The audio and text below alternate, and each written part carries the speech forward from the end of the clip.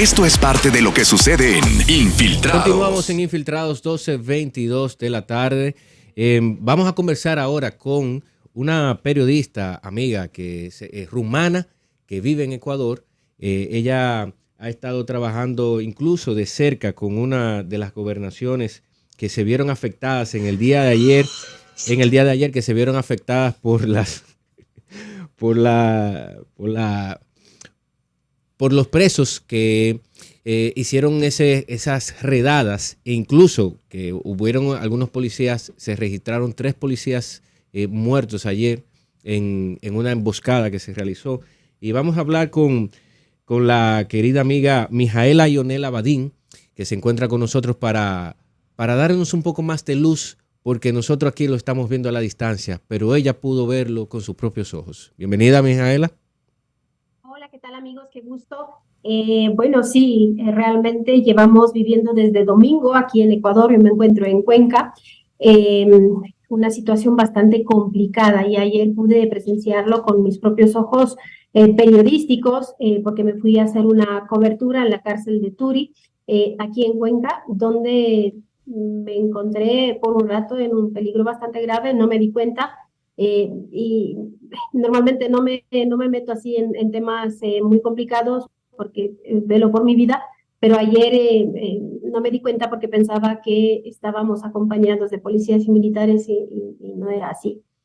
Bueno, Ecuador está viviendo una situación, como les comenté, desde el domingo. Las bandas delictivas, las bandas criminales han puesto, digamos, en cuerda al nuevo gobierno del presidente Daniel Noboa, con una ola de atentados que inició el domingo con el traslado, digamos, con la huida de uno de los líderes de los choneros, una banda delictiva, Fito.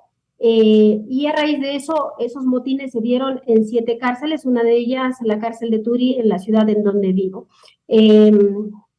Realmente en este momento en el país y en Cuenca se vive una situación de calma, pero relativa calma. Estamos todos a la expectativa de qué es lo que puede pasar. Hay tiendas cerradas, negocios cerrados, y la mayoría de las instituciones públicas están haciendo teletrabajo, igual que el Ministerio de Educación ha ordenado que los estudiantes vayan y que estudien desde las casas mediante teleeducación. Mijaela, te saluda Edwin Cruz. Te pregunto, ¿cómo está el termómetro a nivel político? Porque pude ver al expresidente Rafael Correa, que es el líder de la oposición, aunque está fuera del país, hace años que reside en Bélgica, y manifestó su apoyo militante al presidente en estos momentos, ¿no? ¿Cómo ves la adhesión de toda la clase política ante esta crisis terrible? Y también preguntarte cómo se ve la ciudad más peligrosa, según han dicho diversos estudios de Ecuador, que es Guayaquil. Bueno, te voy a contestar por partes. Realmente lo veo con buenos ojos que todos los líderes políticos se unan para combatir el crimen organizado. El hecho de que el expresidente Rafael Correa haya ofrecido el apoyo, voy a, digamos, hacer un hincapié. La asamblea en este momento tiene la mayoría de asambleístas del partido de Rafael Correa. Entonces, él ha ofrecido el apoyo, y estoy segura que esto se ve también con buenos ojos en la ciudadanía. Hay quienes critican el quehacer del presidente Noboa digamos, por ser joven y por no tener experiencia en estos temas de crimen organizado, a pesar de que el presidente, esta mañana lo estaba escuchando en una entrevista, indicaba que está poniendo en función el plan Fénix, que tiene que ver con la creación de varias cárceles de alta seguridad y el control militarizado de las cárceles. También les quiero comentar que el presidente ha enviado a la Asamblea, perdón, a la Corte Constitucional 20 preguntas para un referéndum, también preguntas relacionadas con la seguridad en el país. Algunas otras no tanto, pero bueno, también se critica mucho eso y que hay digamos, esta conmoción interna para que podamos tener confianza en las Fuerzas Armadas, en las autoridades policiales y que pueda salir adelante ese referéndum. Bueno, esto es solo un comentario más de lo que pude entrevistar a la ciudadanía y que pude escuchar también en entrevistas de colegas. Por otra parte, Guayaquil desde siempre ha sido una ciudad peligrosa. Yo vivo en Ecuador desde hace 10 años y realmente casi siempre he vivido en zonas seguras, casi siempre aquí en Cuenca. Bueno, como comentabas al principio, también trabajé para la gobernación de Pastaza, también una zona bastante tranquila que en este momento no está involucrada, digamos, en esta ola de delincuencia.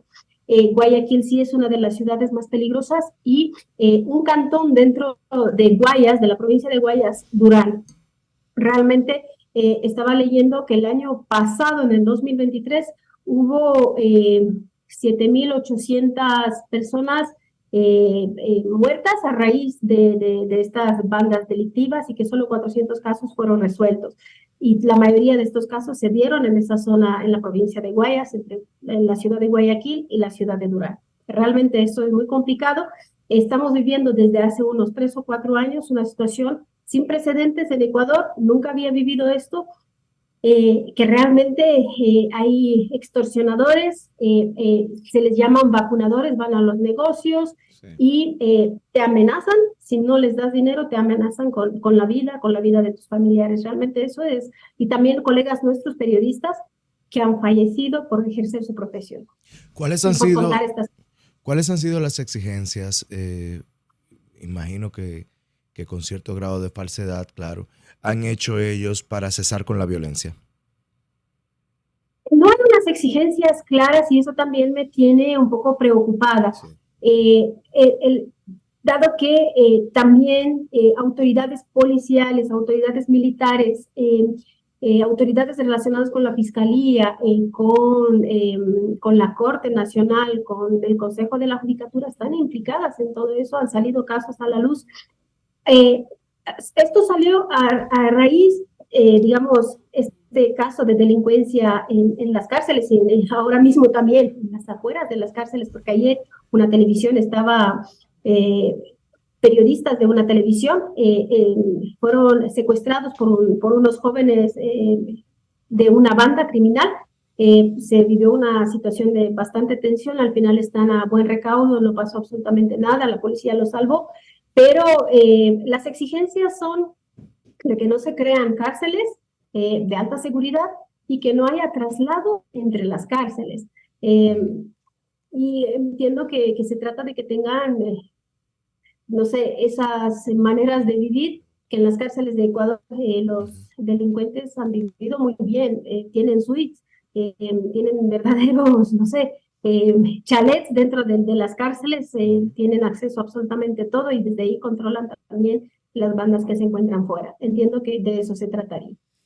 Mijaela, sabemos que todas estas revueltas, este caos en Ecuador, sobre todo en ciudades como Guayaquil, empieza con este traslado que estaba planificado para Adolfo Macías, para Fito, pero vemos que inmediatamente pasa esto y se dan los motines y las tomas de las diferentes prisiones, pues se dan una serie de hechos violentos en todo el país y sobre todo en esta ciudad a nivel de los medios de comunicación, pero también a nivel de escuelas, de instituciones públicas, y es como si solo se hubiese estado esperando a este detonante. El presidente, por su lado, habla de organizaciones terroristas, habla de crimen transnacional, y a lo que voy es, si no todas, la mayoría de estas acciones delictivas son el resultado de una o varias organizaciones o de las bandas a las cuales apunta el presidente Noboa, unas 22 bandas. Es un esquema mixto de bandas por un lado, pero también desaprensivos que se aprovechan de este caos para actuar. ¿Qué es lo que se percibe en este sentido a nivel de organización y, si se quiere, usemos el término de planificación de esta delincuencia? Sí, el presidente habla de varias bandas, una de ellas Chone Killers, Águilas Fatales, Latin Kings, Los Lobos, Los Tiguerones, La Mafia, bueno, hay un sinfín. Realmente, ayer escuchaba de todas estas bandas, hasta ahora manejábamos 3 o 4, pero ayer escuchaba una lista enorme de bandas y decía esto de dónde ha salido, cómo así. Y esta, digamos, es la versión oficial, la versión por parte del gobierno. Como medios de comunicación no tenemos acceso a investigar más. Muchas veces, muchos colegas lo han intentado y realmente han tenido que salir del país por su propia seguridad. Y no tenemos acceso a una información, digamos, que podamos considerar real.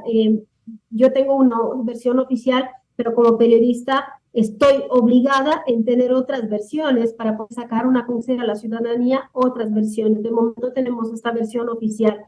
Entiendo que estas bandas criminales han visto en el presidente un presidente joven, sin mucha experiencia, y están, digamos, pensando que pueden más y pueden sacar más. De hecho, en febrero de 2021, hubo una crisis carcelaria tremenda cuando fueron decapitados 20 personas privadas de la libertad, líderes de bandas criminales, y digamos que desde entonces se empezó con esta crisis de inseguridad en el país. Crisis que en un momento pensamos que pasaba solo dentro de las cárceles, detrás de esas puertas. Acá en la cárcel de Turi, en la ciudad de Cuenca, hasta habían llenado un espacio donde practicaban el deporte, habían llenado de agua y lo tenían como piscina, habían tapado en las rendillas estas de evacuación y lo usaban como vida había visto, en mi vida había escuchado. Realmente se les fue de las manos, digamos, a nuestros gobernantes, sobre todo en los últimos 6 años, con la presidencia de Lenín Moreno, después con la presidencia corta del presidente Lazo, se les fue de las manos las cárceles. ¿Por qué? Porque también están implicados. Ya hay varios casos, digamos, hay varias versiones y varias investigaciones que ha hecho la Fiscalía y se han salido a la luz, incluso medios de comunicación, donde indican que gente cercana a los presidentes nombrados, muy relacionados con los líderes de alta peligrosidad que se encontraban dentro de las cárceles o fuera de las cárceles, pero manejando toda esta situación. Mijaela, para poder confirmar la información, el Fito, el narcotraficante que se escapó de la prisión, ¿es ecuatoriano?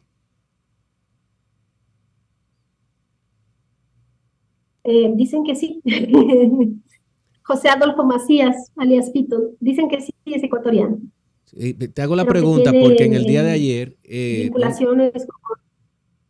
Perdón, disculpa que te interrumpí. ¿Tienes vinculaciones con?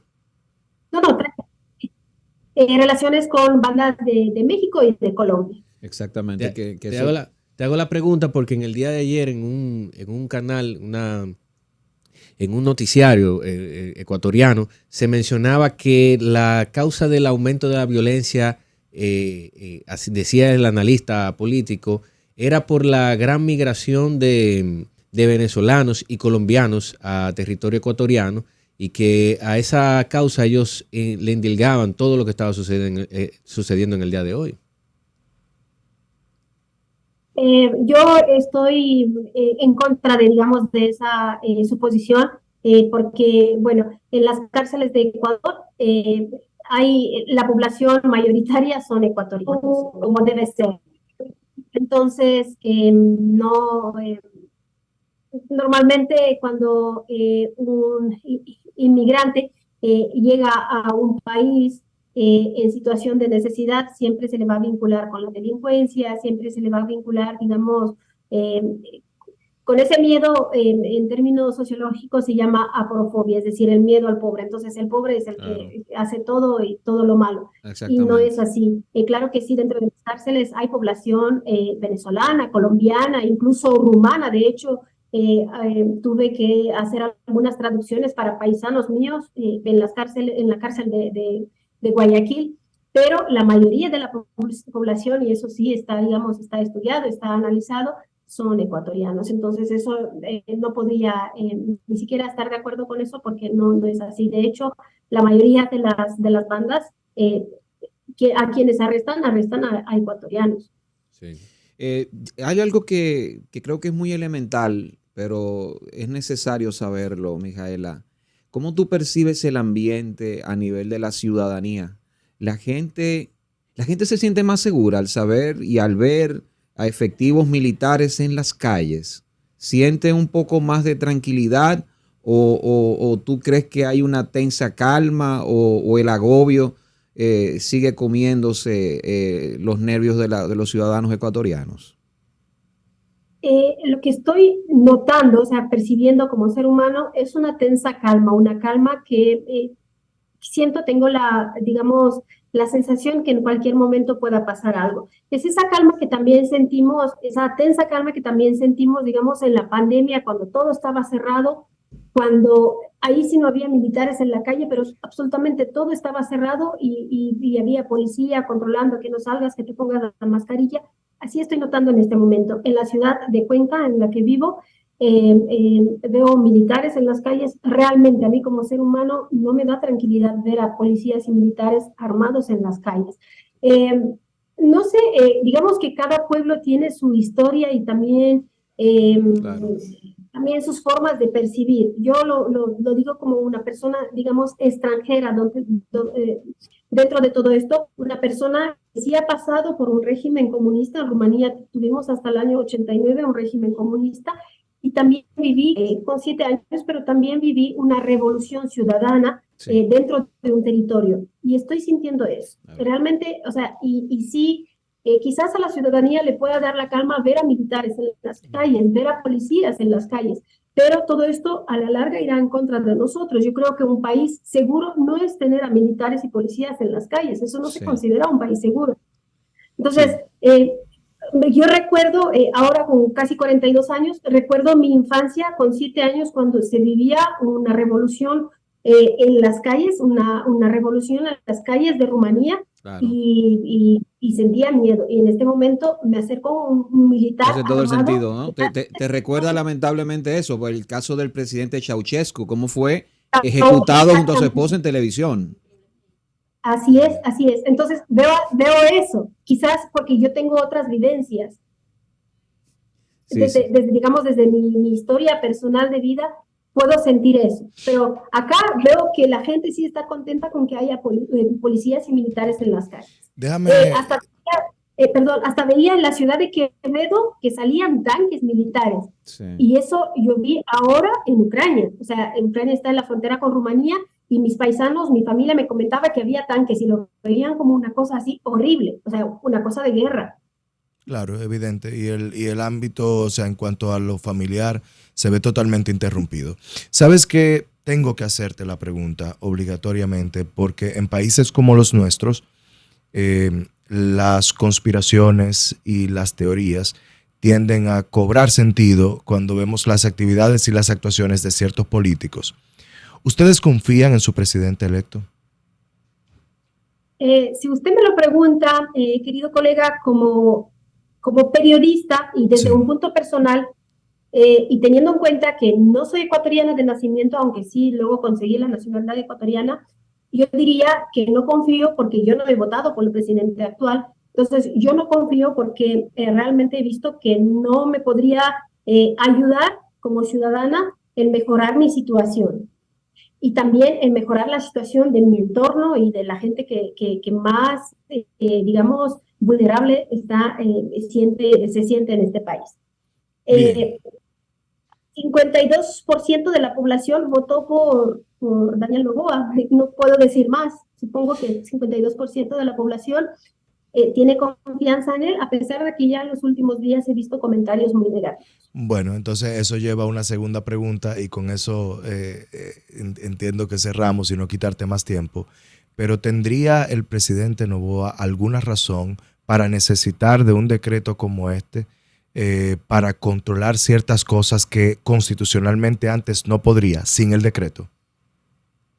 Diría que no. Se han hecho bastantes análisis y de hecho está planteando una reforma constitucional.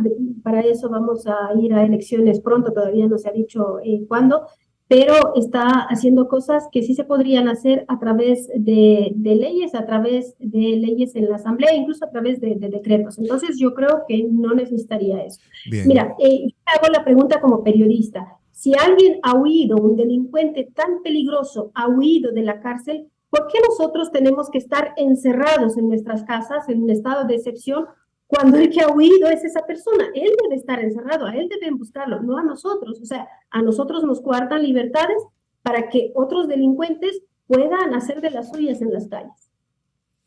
Micaela, una última pregunta. He visto reseñado en varios diarios, incluyendo el diario El Universo, que la Judicatura había suspendido al juez que ordenó el traslado de Fito. La primera pregunta, ¿eso es cierto? Y la otra es, si se supone que ya él se había escapado en 2013 justamente de la cárcel de la Roca, ¿por qué ese periplo de nuevo de traslados entre la Roca y la Regional con esos antecedentes que él había tenido? El juez sí está suspendido, como también están otros jueces suspendidos en temas también relacionados con el habeas corpus y huidas de otros delincuentes y otros criminales. Yo también me hago la misma pregunta. Si fue capturado, ¿por qué lo trasladan de un lugar a otro?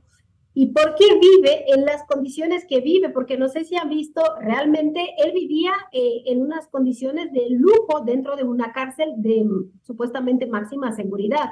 Y no solo huyó él, hace 2 o 3 días huyó también otro delincuente llamado Pico de apellido, creo, y también nadie sabe por qué huyó y cómo huyó.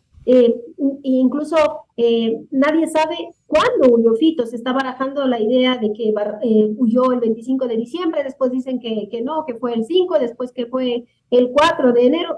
Nadie sabe, o sea, no hay una versión oficial y según los titubeos, digamos, del presidente y de su contexto, no podría creer esas versiones. Bueno, Micaela, muchísimas gracias por darnos, ¿no?, la oportunidad de saber a viva voz y en in situ lo que está ocurriendo en Ecuador. Y lamentablemente eso uno no puede dejar de decirlo, ¿no? Cuando tú ves que una banda de narcotraficantes toma un canal de televisión que está transmitiendo en vivo, yo creo que es la más fiel representación de un país o de un territorio que no tiene Estado. Yo creo que esa es la sensación que le ha quedado a todo el mundo. Lamentablemente ahí está Ecuador, ahí ha involucionado muy, muy dolorosamente. Muchísimas gracias, Micaela. Esto es parte de lo que sucede en Infiltrados.